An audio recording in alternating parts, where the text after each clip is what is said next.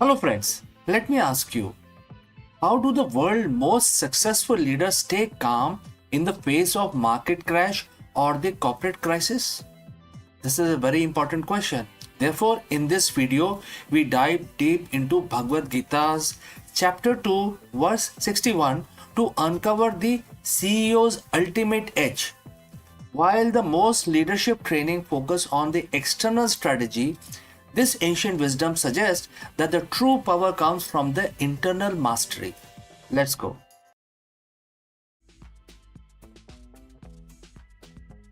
In the world of high stake business, we are taught that the strategy is king.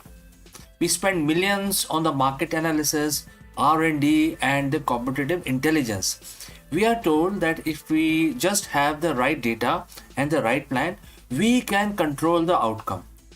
But every CEO watches this knows that the strategy is fragile.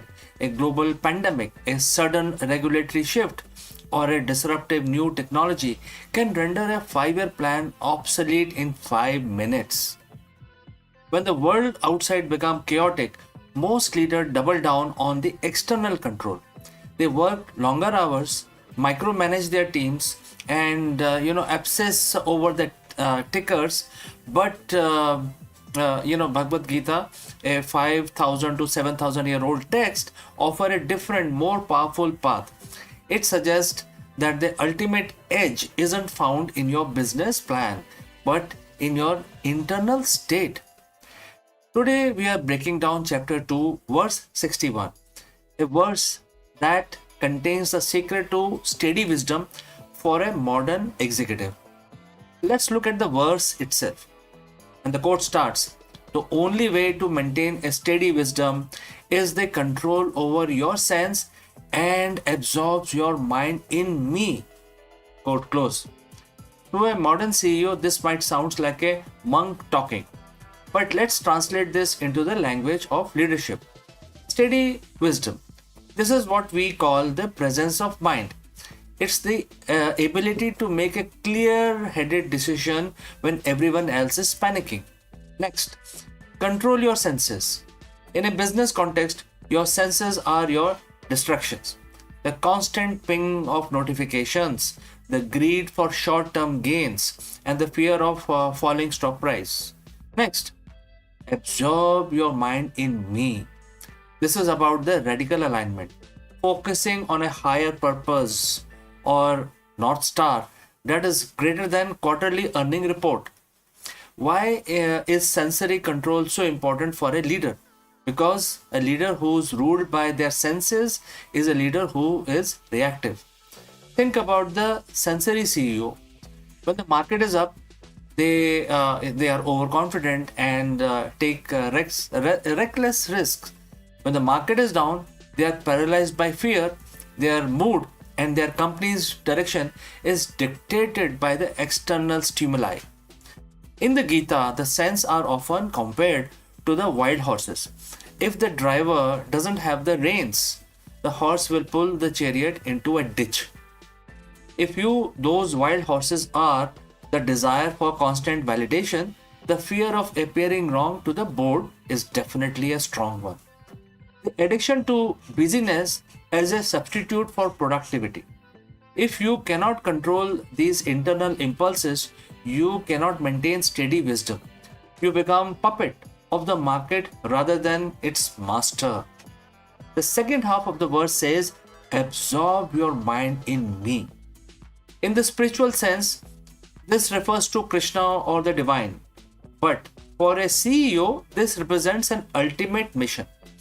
When your mind is absorbed in a mission that is beyond the strategy, a purpose that serves a greater good, something miraculous happens to your leadership.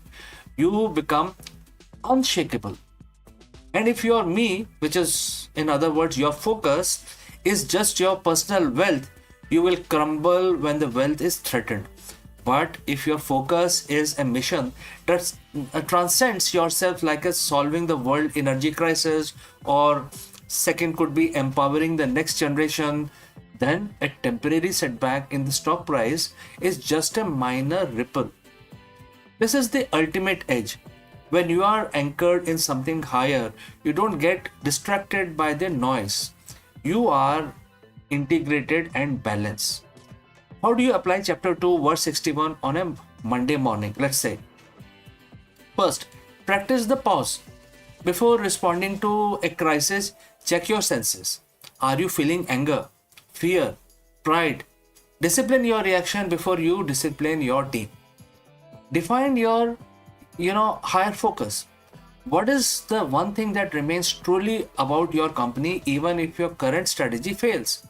Keep your mind fixed on that steady wisdom. Next, sensory fasting. Minimize the noise. High performance CEO don't check their phones the moment they wake up. They start with a silence, meditation, or reflection to ensure their wisdom is steady before the world tries to shake it.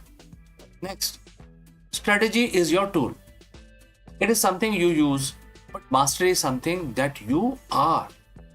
As chapter 2, verse 61 teaches us, the leader who masters their internal world will always outperform the leader who only tries to manipulate the external one. When you control your senses and align your mind with higher purpose, you don't just lead a company, you lead an industry. The strategy might change, the market will fluctuate, but your wisdom will remain steady. And that, in the end, is the only edge that truly matters. And therefore, if you found this ancient perspective on the modern leadership valuable, hit the subscribe button.